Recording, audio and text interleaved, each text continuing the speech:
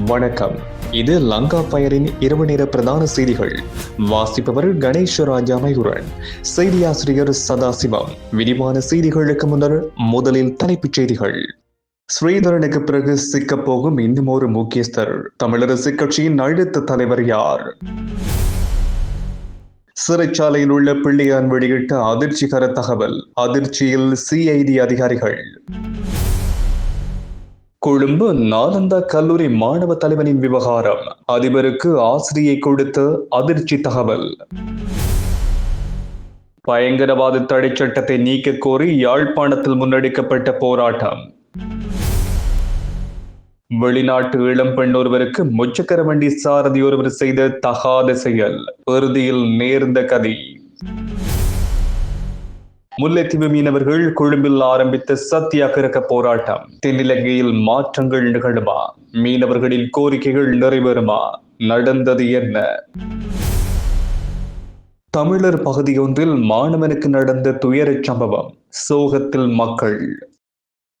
இனி விரிவான செய்திகள்.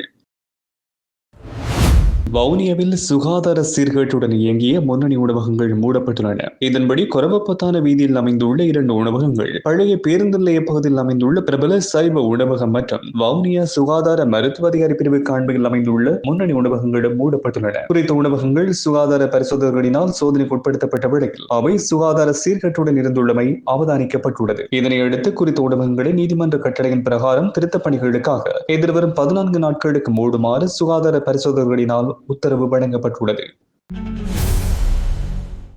மட்டக்களப்பு குடுமிமலை பகுதியில் நிலத்தில் புதைத்து வைக்கப்பட்டிருந்த ஸ்வீடன் நாட்டு தயாரிப்பான 3 ராக்கெட் லாஞ்சர் ரக ஆயுதங்கள் நேற்று மாலை விசேட அதிரடிப்படையால் மீட்கப்பட்டுள்ளதாக வாழைச்சேனை போலீசார் குறிப்பிட்டனர். புலனறுவை ராணுவ புலனாய்வு பிரிவினருக்கு கிடைக்கப்பெற்ற ரகசிய தகவலை அடுத்து குடுமிமலை பகுதியில் விசேட அதிரடிப்படையினரும் ராணுவ புலனாய்வு பிரிவினரும் இணைந்து முன்னெடுத்த தேடுதல் நடவடிக்கையின் பொழுது இந்த ஆயுதங்கள் கண்டெடுக்கப்பட்டன. மீட்கப்பட்ட ஆயுதங்கள் மேலதிக நடவடிக்கைகளுக்காக வாழைச்சேனை போலீசாரிடம் ஒப்படைக்கப்பட்டுள்ளன. இந்த சம்பவம் தொடர்பில் விசேட அதிரடிப்படையினர் மேலதிக விசாரணைகளை மேற்கொண்டு வருகின்றனர்.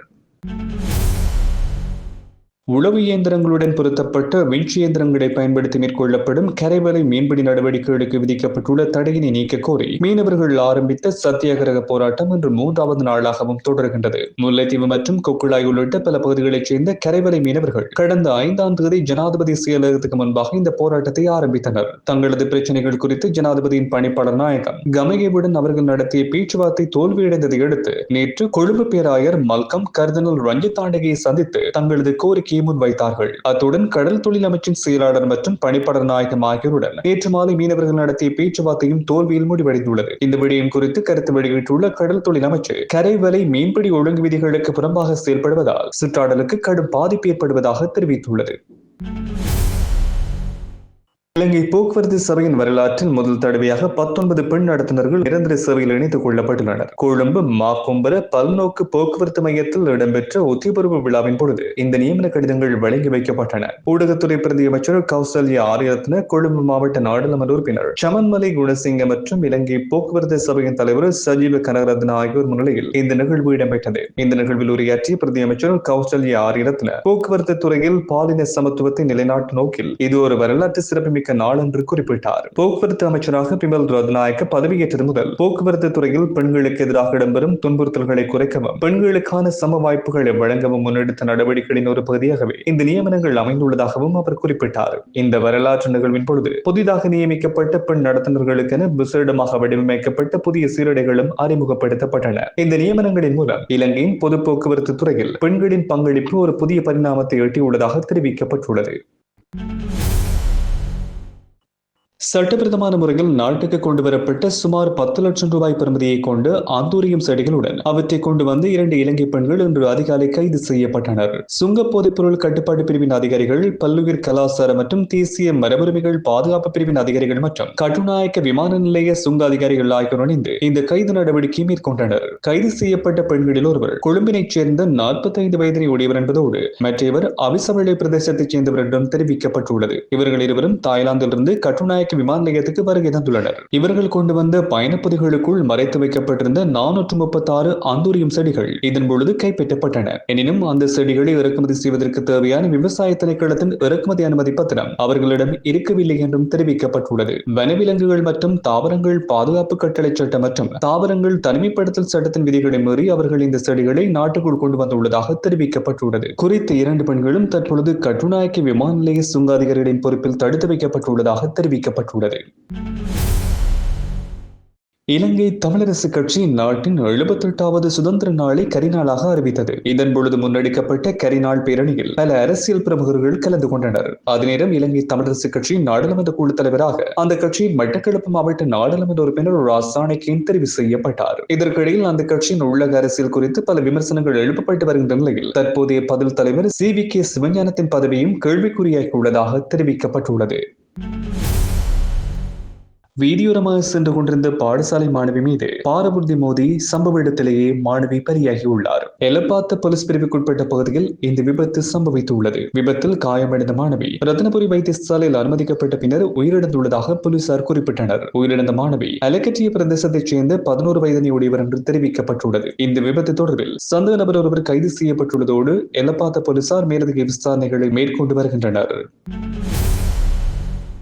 பயங்கரவாத தடை சட்டத்தை முழுமையாக ரத்து செய்யுமாறும் அதற்கு பதிலாக கொண்டுவரப்படவுள்ள புதிய சட்டத்தை நிறுத்துமாறு கோரியும் யாழ்ப்பாண நகரில் கவனஈர்ப்பு போராட்டம் ஒன்று மேற்கொள்ளப்பட்டது. அத்துடன் லலித்குமார் வீரராஜ் மற்றும் குகன் முருகானந்தன் ஆகியோர் வலிந்து காணாமலாக்கப்பட்டமை தொடர்பான வழக்கு விசாரணைகளுக்கு அப்போதைய பாதுகாப்பு செயலாளர் கோட்டாபய ராஜபக்ஷ பாதுகாப்பு காரணங்களை கூறி நீதிமன்றத்தின் முன்னிலையாகாமல் தப்பித்துக் கொள்வதற்கு போராட்டக்காரர்கள் கடும் கண்டனத்தை வெளியிட்டனர். அரசாங்கம் இந்த விடயத்தில் நீதியை நிலைநாட்ட உடனடியாக முன்வர வேண்டும் என்றும் அவர்கள் வலியுறுத்தியுள்ளனர். யாழ் மத்திய பேருந்து நிலையத்துக்கு முன்பாக நடைபெற்ற இந்த போராட்டத்தில் கோரிக்கைகள் அடங்கிய பதாதைகள் ஏந்தியவாறு ஆர்ப்பாட்டக்காரர்கள் பலத்த கோஷங்களை எழுப்பினர். இதில் யாழ்ப்பாணத்தை மையப்படுத்தி சமூக உரிமைகளுக்கான இயக்கம் மற்றும் தென்னிலங்கையைச் சேர்ந்த சிங்கள சகோதரர்களும் ஒன்றிணைந்து பங்கேற்றிருந்தமை குறிப்பிடத்தக்கது.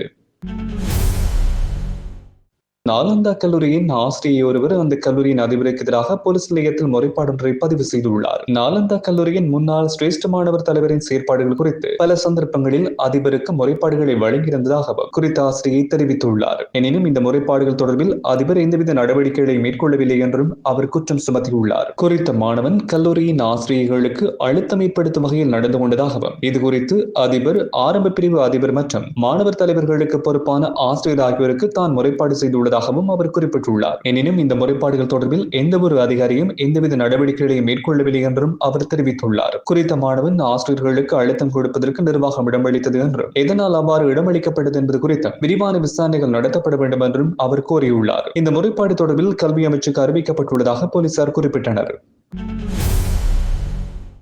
வவுனியா வாரிக்குட்டியூர் பகுதியில் நேற்று இடம்பெற்ற ஒன்றுளி விபத்தில் மாணவர் ஒருவர் உயிரிழந்துள்ளதாக பூவரசங்குளம் போலீசார் குறிப்பிட்டனர். விபத்தில் வாரிக்குட்டியூர் பகுதியைச் சேர்ந்த 16 வயதினையுடைய சிவகுமார் கரிஷ்ணன் என்கின்ற மாணவனை உயிரிழந்துள்ளார். ஒன்றுளியில் 2 மாணவர்கள் பயணித்த வேளையில் ஒன்றுளி கட்டுப்பாட்டை இழந்து விபத்துக்குள்ளாக்கியதில் அதில் பயணித்த ஒரு மாணவர் உயிரிழந்துள்ளார். விபத்து தொடர்பில் பூவரசங்குளம் போலீசார் விசாரணைகளை மேற்கொண்டு வருகின்றனர்.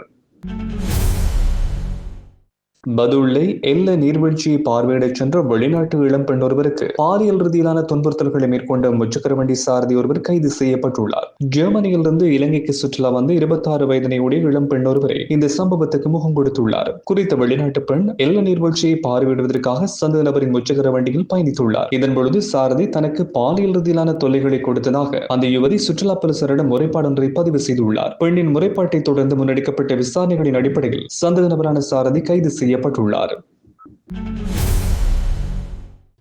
பிள்ளையான் என்று அழைக்கப்படும் முன்னாள் ராஜாங்க அமைச்சர் சிவனேசத்துறை சந்திரகாந்தன் நீண்ட காலமாக தடுப்பு காவலில் வைக்கப்பட்டுள்ளார். இந்த நிலையில் தற்பொழுது அவர் தொடர்பில் ஒரு பரபரப்பு தகவல் வெளியாகியுள்ளது. சிறையில் உள்ள பிள்ளையானை அவரது சகோதரர் ஒருவர் சென்று சந்தித்திருக்கின்றார். இதன் பொழுது பிள்ளையான் குறித்த சகோதரரிடம் ஜனாதிபதி அனுரவின் ஆட்சி வெகு நாட்களுக்கு நீடிக்காது என்று குறிப்பிட்டுள்ளார். இந்த விடயத்தை தன்னிடம் பிள்ளையானின் சகோதரர் கூறியதாகவும் அதனைத் தொடர்ந்து தானும் சென்று பிள்ளையானை சந்தித்து இந்த விடயம் தொடர்பில் பேசியதாகவும் அவரது சட்டத்தரணியான உதய கமன்பில தெரிவித்துள்ளார்.